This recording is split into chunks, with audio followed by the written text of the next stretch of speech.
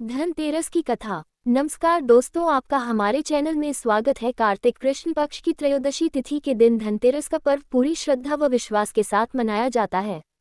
धन्वंतरि के अलावा इस दिन देवी लक्ष्मी और धन के देवता कुबेर की भी पूजा करने की मान्यता है।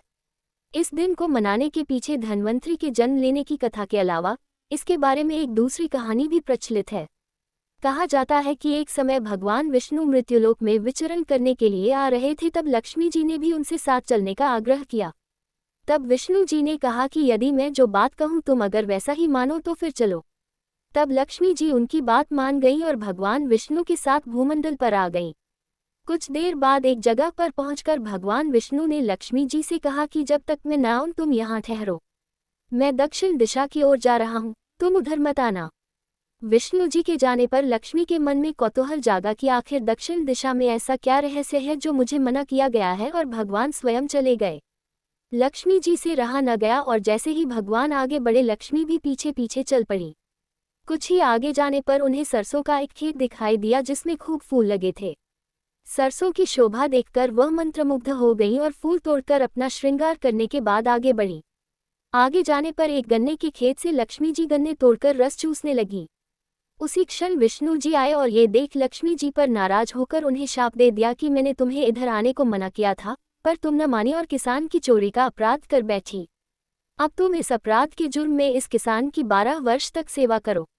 ऐसा कहकर भगवान उन्हें छोड़कर क्षीरसागर चले गए। तब लक्ष्मी जी उस गरीब किसान के घर रहने लगी।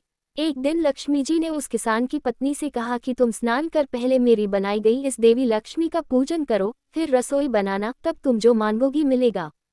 किसान की पत्नी ने ऐसा ही किया।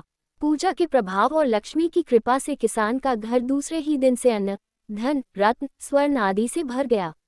लक्ष्मी ने किसान को धन धान्य से पूर्ण कर दिया। किसान के 12 वर्ष बड़े आनंद से कट गए। फिर 12 वर्ष के बाद लक्ष्मी जी जाने के लिए तैयार हुई। विष्णु जी लक्ष्मी जी को लेने आए तो किसान ने उन्हें भेजने से इनकार कर दिया। तब भगवान ने किसान से कहा कि इन्हें कौन जाने देता है, ये तो चंचला है, कहीं नहीं ठहरती। इनको बड़े बड़े नहीं रोक सके। इनको मेरा शाप था, इसलिए 12 वर्ष से तुम्हारी सेवा कर रही थी। तुम्हारी 12 वर्ष सेवा का समय पूरा हो चुका है। किसान हठपूर्वक बोला कि नहीं, अब मैं लक्ष्मी जी को नहीं जाने दूंगा। तब लक्ष्मी जी ने कहा कि हे किसान, तुम मुझे रोकना चाहते हो तो जो मैं कहूँ वैसा करो। कल तेरस है, तुम कल घर को लीप पोत कर स्वच्छ करना, रात्रि में घी का दीपक जलाकर रखना और सायंकाल मेरा पूजन करना और एक तांबे के कलश में रुपए भरकर मेरे लिए रखना। मैं उस कलश में निवास करूंगी, किंतु पूजा के समय मैं तुम्हें दिखाई नहीं दूंगी। इस एक दिन की पूजा से वर्ष भर मैं तुम्हारे घर से नहीं जाऊंगी। ये कहकर वह दीपकों के प्रकाश के साथ 10 दिशाओं में फैल गईं। अगले दिन किसान ने लक्ष्मी जी के कथानुसार पूजन किया। उसका घर धन धान्य से पूर्ण हो गया।